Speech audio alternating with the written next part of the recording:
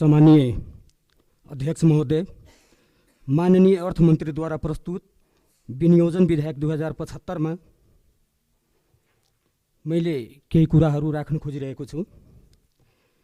नेपालको संविधानले परिकल्पना गरेको समाजवाद उन्मुख आर्थिक प्रणालीको कुरा गरे पनि जल, जङ्गल, जमिन तथा प्राकृतिक साधन स्रोतमा पहुँच नभएका विपन्न समुदाय र सम्भ्रान्त वर्गका बीचको आर्थिक असमानता कसरी हटाउने त्यसको बारेमा ठोस आधार बनाइएको छैन।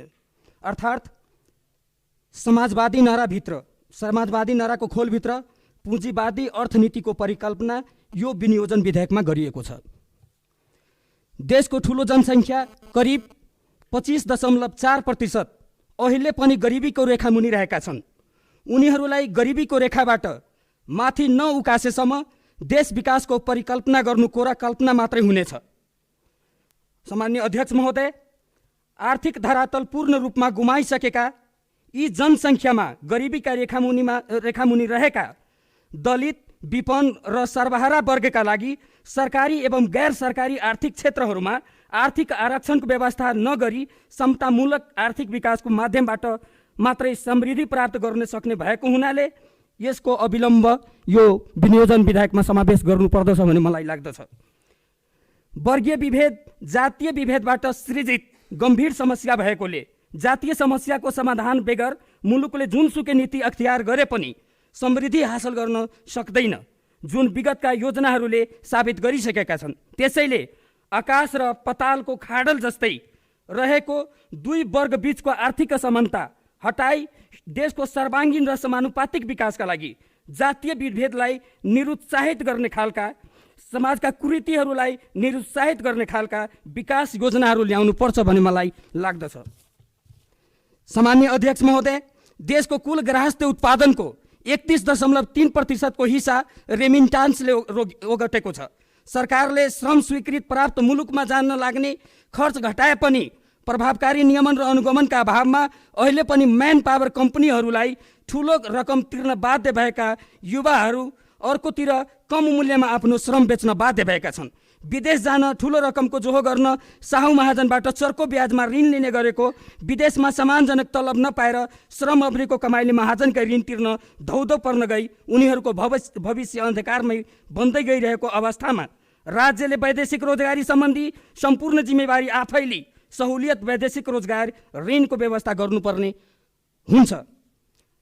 सम्माननीय अध्यक्ष महोदय, भूकम्प पछिको पुनर्निर्माणलाई प्राथमिकतामा राख्नु सकारात्मक पक्ष हो, तर बाढीको प्रकोपले हरेक वर्ष लाखौँ जनतालाई घरबार बिन बनाउने, अन्नबाली नष्ट गर्ने गरेको भए पनि यसलाई प्राथमिकतामा नराख्नु, अन्य प्रकोपमा समावेश गर्नु मधेसी जनताप्रतिको अर्थात् प्रदेश नम्बर 2 मा हरेक वर्ष बाढी पीडितबाट ग्रसित जनताहरूप्रतिको अनुदार नीति हो भन्ने मलाई लाग्दछ।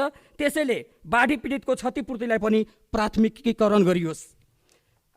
सम्माननीय अध्यक्ष महोदय, देशमा औद्योगिकरण र बन्द उद्योग धन्दालाई पुनर्सञ्चालनको माध्यमबाट समृद्धि हासिल गर्न सक्ने भएको हुनाले देशलाई औद्योगिकरण र बन्द उद्योग धन्दाहरूलाई पुनर्सञ्चालन गर्नेतिर हाम्रो ध्यान जानु अति आवश्यक छ। सम्माननीय अध्यक्ष महोदय, परम्परागत शिक्षा जीविकोपार्जनको आधार साबित नभइरहेको परिप्रेक्ष्यमा प्राविधिक शिक्षा हाम्रो सरकार जीविकोपार्जनको आधार भन्ने नाराका साथ प्राविधिक एवं व्यावसायिक शिक्षामा जोड दिने नीति अख्तियार गर्नुपर्दछ। आदरणीय सम्माननीय अध्यक्ष महोदय, देशमा धेरै जनताहरू भूमिहीन छन्। तराईमा मात्रै दलित समुदायका 44% जनताहरू भूमिहीन छन् र पहाड र हिमालमा पनि ठुलै सङ्ख्यामा जनताहरू भूमिहीन छन्। त्यसैले समानुपातिक विकासको रथ अगाडि बढाउन भूमिहीन जनतालाई कृषि र गैर कृषि भूमिको मालिक बनाउने नीतिको सम्बोधन गरिनुपर्दछ। साथै कृषिमा अग्रगामी परिवर्तन ल्याउन यसमा कृषिमा आधारित उद्योग धन्दाहरूलाई प्राथमिकीकरण गर्नुपर्दछ। हाम्रो यो गरिब देशमा कहीँ सीमित सम्भ्रान्त वर्गको हातमा देशको ठुलो पुँजी विभिन्न रूपमा निष्क्रिय भएर थुप्रिएका छन्। त्यसैले त्यस्ता पुँजीहरूलाई सक्रिय गराई गुणात्मक वृद्धि गर्न, रोजगारीको अवसर गर्न, उत्पादन बढाउन उपयुक्त नीति अख्तियार गर्नुपर्दछ जस्तो लाग्दछ।